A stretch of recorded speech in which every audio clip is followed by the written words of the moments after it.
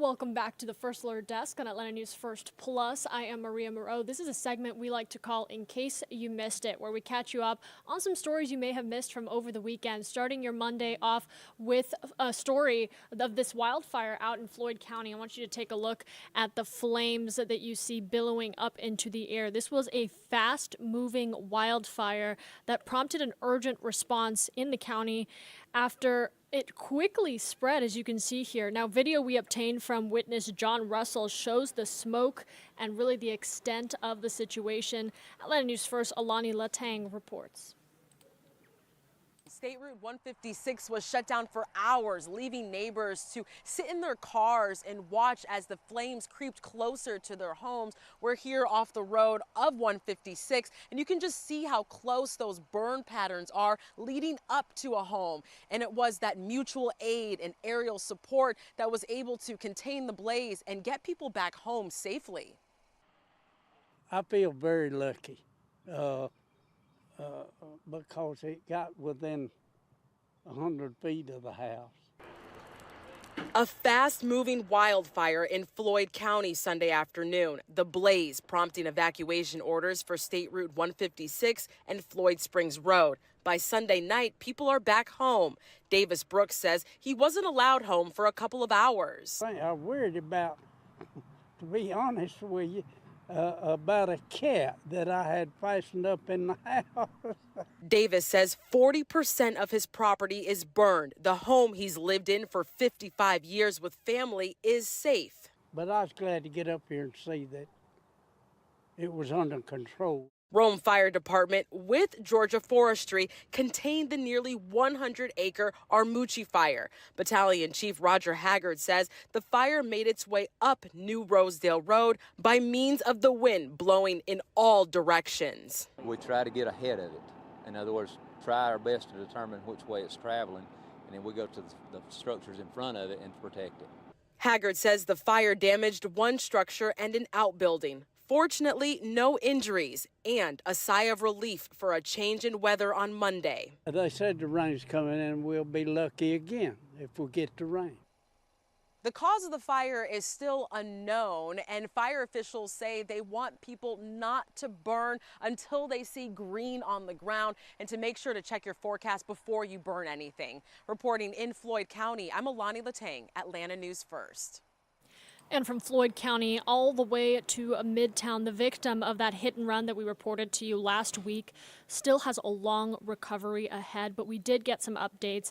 It happened as the man was walking on 10th and Piedmont Avenue. The driver has been cited, but the victim's family is now urging people in this area to please slow down.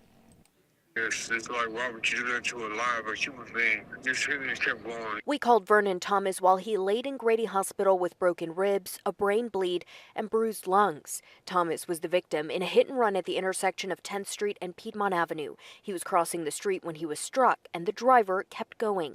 He says he doesn't remember the impact, but does know it has changed his outlook. It has scarred me, so I'm scared. I'm always visual of these cars here because they're never paying attention, and I'm always looking. I don't know how she slipped by me and hit me because I'm always looking. The driver was cited, but Thomas's daughter Tajay, who is here caring for her dad, says she wants others to slow down. That's a busy intersection, and to be going that fast, this is a downtown area. Many people walking, so you have to take extra precaution.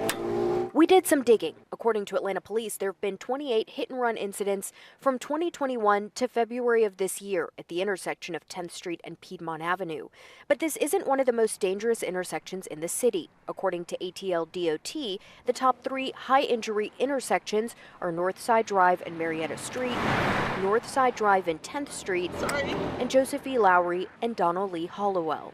Still, Tajay says the Midtown intersection where her dad was hit is busy enough for drivers to be more careful. You know, it could have been worse, but he has lots of injuries, lots of pain. Yasmina Alston, Atlanta News First.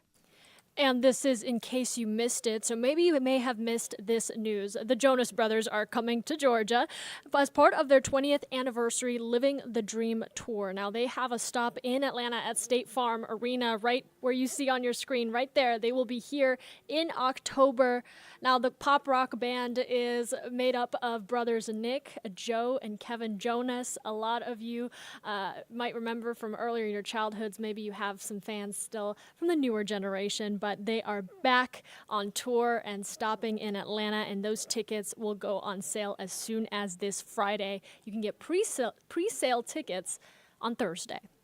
All right, let's keep this news going. I want to take you a little more internationally. It's a story that we've been following here at Atlanta News First and really around the world, having to do with the health of the Pope. Now, after weeks of treatment, Pope Francis was released from the hospital in Rome today. Derek Waller has details on his recovery and how this moment is being celebrated around the world. It was a moment some people had prayed about for weeks. Pope Francis wheeled out onto this 10th floor balcony at the hospital he's called home since February 14th, giving a thumbs up to this massive crowd Sunday.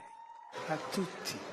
È vero. Thank you to everyone, the Pope said, his voice faint, before finding time to point out and greet a woman with yellow flowers. That woman, Carmelo Mancuso, rejoiced in Italian at the shout-out from the pontiff, saying she felt an emotion and thanked the Lord. The moment also broadcast live to crowds in the Vatican St. Peter's Square, where every night for weeks, the faithful gather to pray the rosary. You know, it's a wonderful moment. It's very moving. It seems that God listens to the prayers of the whole church. Francis left the hospital Sunday, sitting in the passenger seat of his trademark modest Fiat, the oxygen tubes visible from his nose, after that near-fatal 5-week battle with double pneumonia. Now, the 88-year-old's recovery at home expected to take 2 months. There's been a lot of speculation about whether Pope Francis will resign after this health crisis. It depends on how he thinks that he will be able to run the church after this illness. Out of the hospital and on the road to recovery. I'm Derek Waller, CBS News. And looking ahead to this week, Governor Brian Kemp expected to sign a new tort reform bill into law. This is a big deal if you are following Georgia politics. The legislation cleared its final hurdle in the Senate on Friday. Now, Senate Bill 68 aims to make it harder to sue businesses in Georgia. Supporters say it would lower insurance costs. Those who oppose the bill say it does not force insurance companies to lower prices and instead protects businesses from being held accountable. The tort reform bill will become law as soon as Governor Kemp's pen hits paper, and we will bring that to you live on Atlanta News First as it happens.